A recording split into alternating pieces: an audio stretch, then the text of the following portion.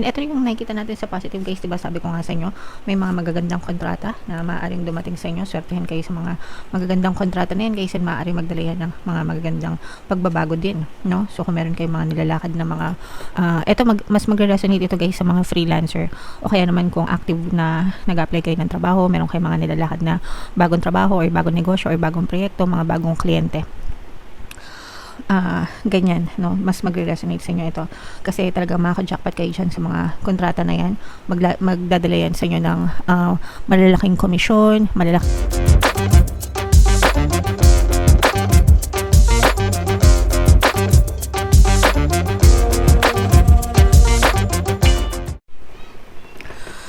Hello guys, hello Aquarius, welcome back to Pinay Pixie Tarot. Ang pamagat ng episode natin for tonight is first half kapalaran para ngayong March 1 to 15 guys, para sa Aquarius, Sun, Moon, Rising sign and Venus. Wow, grabe. Unahin natin tong deck na to mga kapiksi. Ito yung mga paparating sa inyo or mga angel messages. Grabe guys, no? Ito, sobrang swerte kayo mga kapiksi. This is the energy of good luck, good fortune, swerte. At saka ito yung financial gains mga kapiksi. So, ibig sabihin sa swertehan kayo sa pera guys, no? Pwedeng may mga swerte kayo ng mga deals, mga swerteng transaksyon, or mga swerteng kontrata na mapanalunan or maklose, ganyan. And magdadala yan ng more money sa inyo mga kapiksi. Okay? So, syempre guys, pagdating sa swerte, palagi lang kayo mag-affirm, no?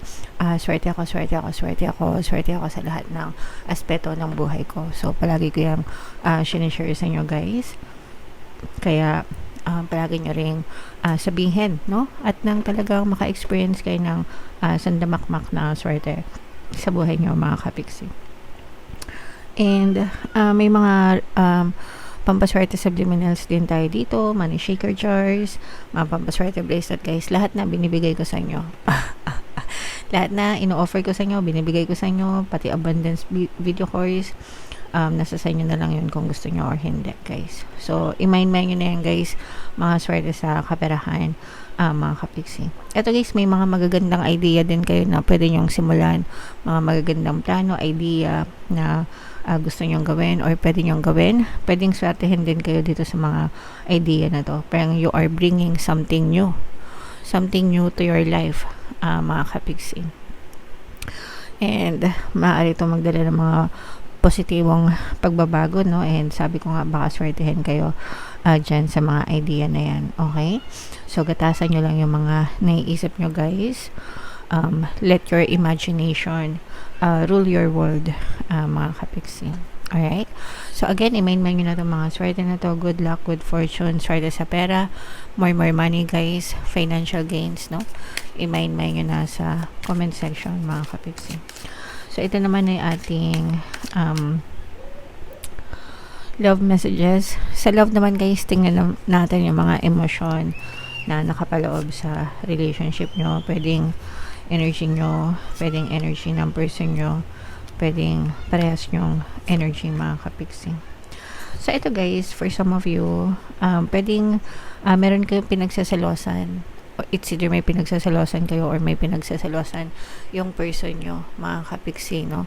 So this is coming from a place of insecurity guys, no?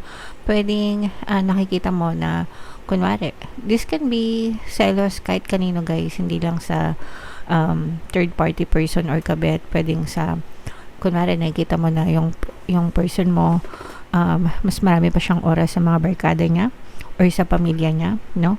Kumbaga parang mas pina-priority niya yung ibang tao kaysa sa inyo or kaysa sa'yo, ganyan. And doon parang nagsiselos kayo guys. Bakit sila pinagbubuhusan ng pansin, bakit sila binibigyan ng ganito, ganyan, pero ikaw hindi ka man lang mayayang kumain or whatever guys, parang ganun. So selos guys, no? And again, no, this is coming from a place of insecurity, so you always have to choose yourself guys. If you're choosing yourself and prioritizing yourself, mga kapiksi, your person will also choose you and prioritize you guys. So At yung sinasabi natin na don't beg, don't chase, attract instead, no? And paano mo ma-attract yung attention na yon, yung pagmamahal na yon? By focusing on yourself. Kapag fino-focus mo yung energy mo sa sarili mo, you're always choosing yourself, magiging malakas yung love energy mo for yourself. Therefore, you will also attract love and attention from your person, guys. Okay? Alright. So, yung iba naman, guys, parang eto, mas magre-resonate ito sa mga single, guys, na parang ready na kayo sa bagong relationship, ready na kayo sa bagong person, kung kakagaling nyo lang sa break or kung matagal na kayong single, guys. Yung iba nakapagpahinga na, yung iba nakapag-heal na, and parang gusto nyo na lang ng bagong karelasyon. So, ready na kayo for a new love, guys. Ito naman, guys, namimiss, no? It's either namimiss nyo yung person nyo or namimiss nila kayo. Pwedeng LDR kayo nitong person nyo, guys. Magkalayo, ganyan, or matagal na kayong hindi nagkikita, kaya namimiss nyo na yung isa't isa. Pwede rin, guys, na no? Kapag wala na yung person mo, ibig sabihin, sumakabilang buhay na, ganyan, sa hindi inaasahan na dahilan. Kasi, syempre, hindi naman natin hawak yung buhay natin. Parang namimiss nyo sila, namimiss nyo yung presence nila. Kaya importante talaga na magtanim tayo ng magagandang memories while we still have our person, our loved ones, para kapag wala na sila, pwede natin balik-balikan yung mga memories na yon, although hindi natin sila makakasama, but at least sa puso natin, sa isip natin, pwede pa rin natin silang makita, guys. Okay? Alright, so comment down below if merong naka-resonate sa inyo sa mga message na yan, Aquarius. So, i-shuffle natin to, guys. Hanapin natin yung energy ninyo. Habang sinishuffle ko to, panoorin nyo muna, guys, yung video natin regarding sa ating paano mag-manifest ng abundance video course. Kapiksi, sawa ka na ba sa mga struggles at hirap sa buhay mo? Masipag ka ba at masikap sa buhay ngunit hindi ka pa rin umaasenso? Ilang beses ka na bang nag-attempt mag-negosyo at mag-invest pero palagi ka pa rin nalulugi? Sa pagkakataon na ito ay maaaring may subconscious beliefs ka na nagiging balakid sa iyong pag-unlad at pagyaman. Introducing, paano mag-manifest ng abundance video course. Dito ay matututunan mong ma-overcome ang mga balakid mo para tuluyan ka ng umunlad, umasenso, sumagana, maging matagumpay, successful at maswerte sa iyong kabuhayan, pera, trabaho, negosyo, salapi at kaperahan ng bonggang-bongga. Dali, mag-send na ng email sa pinoypixie@gmail.com at simulan na ang iyong pagyaman ngayon. Alright, so sa lahat ng gusto mag-avail ng course, guys, meron tayong paano mag-manifest ng abundance video course, paano mawala ang third party at magkaroon ng harmonious na relationship, paano pabalikin si ex or vice breakup. Sa mga interesado, guys, mag-send lang kayo ng email sa pinoypixie@gmail.com. And sa mga naghahanap, guys, ng pampaswerte, meron tayong money shaker jar, guys, at saka itong mga pampaswerte bracelet. Ito yung WhatsApp number natin, guys. I-chat nyo lang ako, may kita nyo rin yan sa description at saka sa comment section, mga kapixie. So, Aquarius, kayo ay represent ng Queen of Swords sa ating spread. So, this is both negative and positive, guys. Mayroon din ditong presence ng earth signs, Capricorn, Taurus, Virgo. For some of you, guys, maaring may ganyang element kayo sa inyong natal chart, or you may be dealing with other signs na may ganyan sa kanilang natal chart. So, unahin muna natin yung negative, guys, kasi for some of you, maaari kayong maka-experience ng toxicity, toxic na tao, bagay, sitwasyon na pwede nyo ma-experience. Maaari kayo may makaaway, guys, no? Kaya kailangan nyong kumalma, lalo na kung wala kayong chance and naiipit kayo, kunwari sa trabaho, mga kapiksi, lalo na kung nasa ibang bansa kayo, guys, may mga kontrata kayo, no? So, for some of you, pwedeng nai-stress kayo sa mga katrabaho nyo, lalo na kung ibang lahi, baka na bibiktima kayo ng mga racial discrimination, guys, pero wala kayong choice kundi magtiis kasi may mga kontrata kayo. Kumbaga, hindi kayo makaalis ng trabaho, hindi kayo basta-basta makapag-resign, no? Hanggang hindi nyo natatapos yung kontrata nyo, or hanggang hindi kayo nakakita ng bagong employer, di ba? Kumbaga, walang kapalit na trabaho.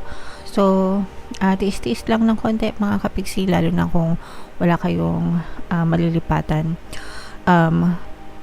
As long as wala naman silang ginagawang masama sa inyo, at saka wag niyong sabayan ng kumbaga wag niyo silang sabayan, wag niyo silang patulan, kasi yung iba sa inyo guys parang pinoprovoke kayo, parang inaasar, pinoprovoke para magalit kayo sa kanila, ganyan.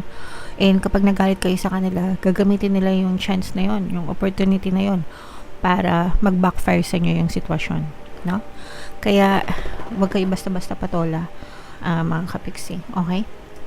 So mag-ingat, guys, and habaan ng pasensya. Meron tayong subliminal guys, yung pampabait ng boss and mga kasamaan sa trabaho.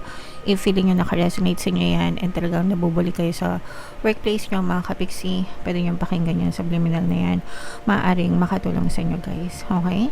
Alright, and ito yung nakikita natin sa positive guys, diba? Sabi ko nga sa inyo, may mga magagandang kontrata na maaaring dumating sa inyo. Swertehin kayo sa mga magagandang kontrata na yan guys, and maaaring magdala yan ng mga magagandang pagbabago din, no? So kung meron kayong mga nilalakad na mga mas magre-resonate ito guys sa mga freelancer, o kaya naman kung active na nag-apply kayo ng trabaho, meron kayong mga nilalakad na bagong trabaho or bagong negosyo or bagong proyekto, mga bagong kliyente, ganyan, no? Mas magre-resonate sa inyo ito kasi talaga makaka-jackpot kayo dyan sa mga kontrata na yan. Magdadala yan sa inyo ng malalaking komisyon, malalaking take-home pay guys, no? And doon na magsisimula magkaroon ng mga positive changes sa buhay nyo. So dapat marunong kayong mag-handle ng finances guys. Dapat ready na kayo kasi malaki yung dadating sa inyo, mga kapiksi. Sometimes kasi kapag hindi kayo ready, no, na hindi kayo marunong mag-handle ng finances, hindi yan, parang nagkakaroon ng balakid. So kailangan marunong kayo mag-handle ng finances guys, kasi malaki-laking pera yung pinag-uusapan natin dito, mga kapiksi. Alright?